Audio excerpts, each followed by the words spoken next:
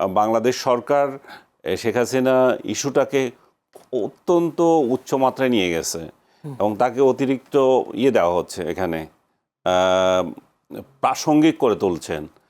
জনাব আনিস আলমগীর, ভারত বাংলাদেশের সাথে সম্পর্কের উন্নয়ন করতে চায়, অন্যদিকে জুলাই অভ্যুত্থানের বর্ষপূর্তিতে ভারতে বসে সাবেক প্রধানমন্ত্রী শেখ হাসিনাকে সংবাদ সম্মেলন করতে দেয়া, ভারতের এই নীতিকে আপনি কিভাবে দেখছেন? যদিও এই বিষয়টিকে বাংলাদেশের পক্ষ থেকে বলা হচ্ছে এটা ভারত দ্বিচারিতা ভূমিকায় আছেন বা দ্বিচারিতা আচরণ করছেন, আপনার একটু বিশ্লেষণ শুনতে চাই। সিভিক রয়্যাল রিসোর্ট, সবুজে ঘেরা আভিজাত্য। দেখেন, এই যে রাজনৈতিক আশ্রয় নিয়ে কর্মকাণ্ড চালানো, এটা আন্তর্জাতিক একটা নিয়ম আছে, কিন্তু অন্য দেশের বিরুদ্ধে রাজনীতি করতে দেওয়ার এই যে সুযোগ দেওয়া, এটা একটা শিষ্টাচারের মধ্যে পড়ছে কিনা, এটা একটা কোয়েশ্চেন হয়। সাবেক প্রধানমন্ত্রী শেখ হাসিনার ক্ষেত্রে যেটা হয়েছে, আপনি কিন্তু স্পষ্ট করে বলেছেন যে বিশেষ একটা দিনে এটা করতে দেওয়া, এটা কিন্তু এক ধরনের একটা মেসেজ কিন্তু। এবং ব্যক্তিগত বক্তব্যের অজুহাত তুলে ভারত এখানে বলতেছে যে এটা আমাদের ইয়েতে তো পড়ে না, আমরা এটা ব্যক্তিগত মতামত দিতে বা কথা বলতে বাধা দিতে পারি না। কিন্তু শেখ হাসিনা কিন্তু একটা ব্যক্তি না, এটা উনি একটা দেশের সাবেক প্রধানমন্ত্রী।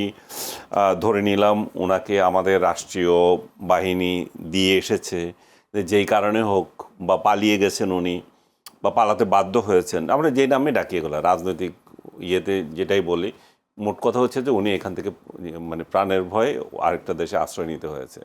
সে আশ্রয় নিয়ে ওইখানে সসম্মানে আছেন, কিন্তু বাংলাদেশ বিরোধী কর্মকাণ্ড বলতে আমরা যেটা বুঝি, সেই জায়গাটা আরেকটা রাষ্ট্র বাধা দেওয়ার ক্ষেত্রে দুইটা জিনিস হতে পারে। একটা হচ্ছে বাংলাদেশে অস্থিতিশীল করে তোলা, তার বক্তব্য এবং অন্যান্য ঘটনার মধ্য দিয়ে বাংলাদেশে একটি নির্বাচিত সরকারকে হটিয়ে দেওয়ার ষড়যন্ত্র করা, এগুলো কিন্তু খুব তখন ইয়েতে পড়ে, আপনার দৃষ্টিতে পড়বে। শেখ হাসিনার ক্ষেত্রে সেগুলো হচ্ছে কি না, এটা একটি বিরাট কোয়েশ্চেন।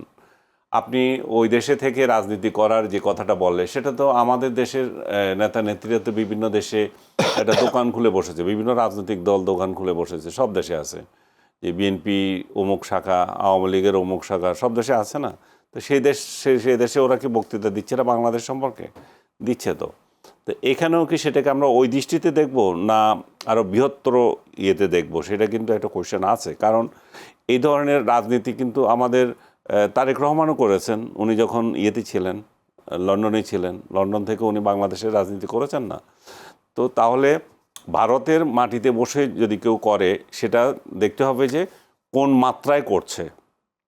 উনি কি ওইখানে দলীয় সভা করতেছে বা প্রকাশ্যে জনসভা করতেছে, না তার নেতাকর্মীদের সাথে করছে, স্বাভাবিক রাজনীতি করছে, যেটা গণতান্ত্রিক রাজনীতি করছে।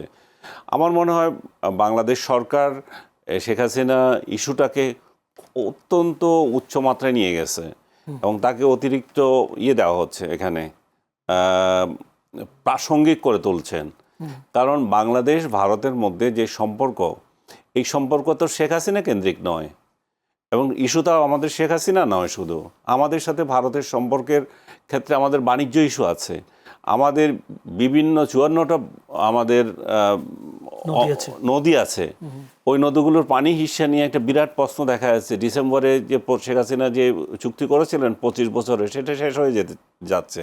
তো নতুন করে কি চুক্তি হচ্ছে? আমাদের সাথে তার তিস্তা নিয়ে ঝামেলা রয়ে গেছে, আমাদের সাথে বাণিজ্য, আমাদের সাথে সীমান্ত সমস্যা, আমাদের সঙ্গে তার সিকিউরিটি ইস্যুজ আছে, আমাদের সাথে তাদের আন্তর্দেশীয় যে যে এটাকে কী বলে, যে ট্রান্সশিপমেন্ট, যোগাযোগ, এগুলো নিয়ে আছে।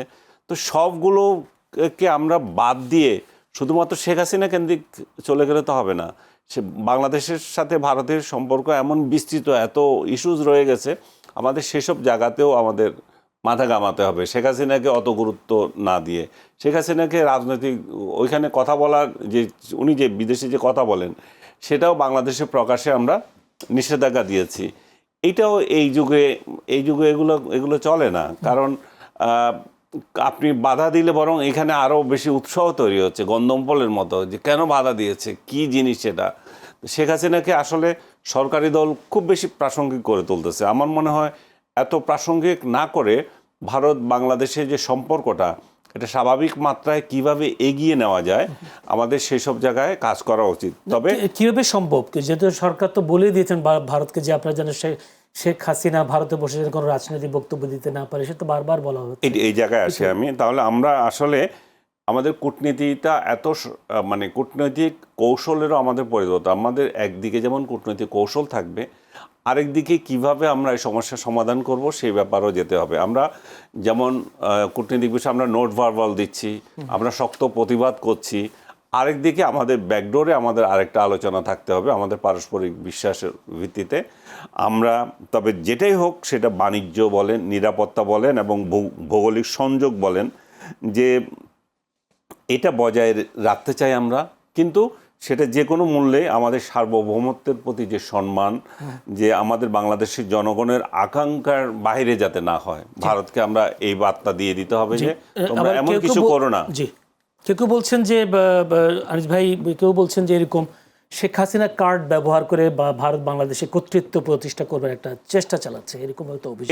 এটা তো এই অভিযোগটা তো একদম অমূলক নয়, কারণ ভারতের সাথে বাংলাদেশের যে সম্পর্ক, এটা যদি আমরা পর্যালোচনা করি, দেখি যে ভারত নিজেদের স্বার্থে সবসময় অগ্রগামী ছিল, আর একটা রাজনৈতিক দলের সাথে ওরা সম্পর্ককে খুব গুরুত্ব দিয়েছিল। আসলে তারা যেটা চায়, সেটা চায় যে তাদের কথা মতো চলবে এবং ভূ রাজনীতিতেও তাদের সুরে সুর মিলাবে, বা ইন্টারন্যাশনাল রাজনীতি বলে আঞ্চলিক রাজনীতি তাদের সুরে সুর মিলাবে, এমন একটা মানে এমন একটা সরকার, এমন একটা কথা শুনে এরকম একটা সরকার ভারত চায়। তো তাহলে তারা সেই জায়গায় তারা সবসময় যে ভুলটা করে আসছে, যে রিলেশনটা স্টেট টু স্টেট করে নাই। এটা শেখ হাসিনা কালকে নাও থাকতে পারেন, তাহলে এই সম্পর্কটা কিভাবে এগিয়ে যাবে? দুই পক্ষের, দুই দেশের একটা পারস্পরিক শ্রদ্ধার এবং বুঝাবুঝির মধ্যে এটা করতে হবে। এটা যদি একটা রাজনৈতিক দল কেন্দ্রিক হয়ে যায়, সেটা ভারতের পক্ষে মোটেও ভালো না। আবার আমরাও শুধুমাত্র শেখ হাসিনাকে নিয়েই যে আমাদের দুই দেশের রাজনীতিকে প্রাধান্য দেবে, যেটা আমি আপনাকে আগেও বললাম, যে সেটা যাতে না হয়, কারণ এটা শেষ না। সিভিক রয়্যাল রিসর্ট, কিনুন আভিজাত্য, নিশ্চিত করুন ভবিষ্যৎ।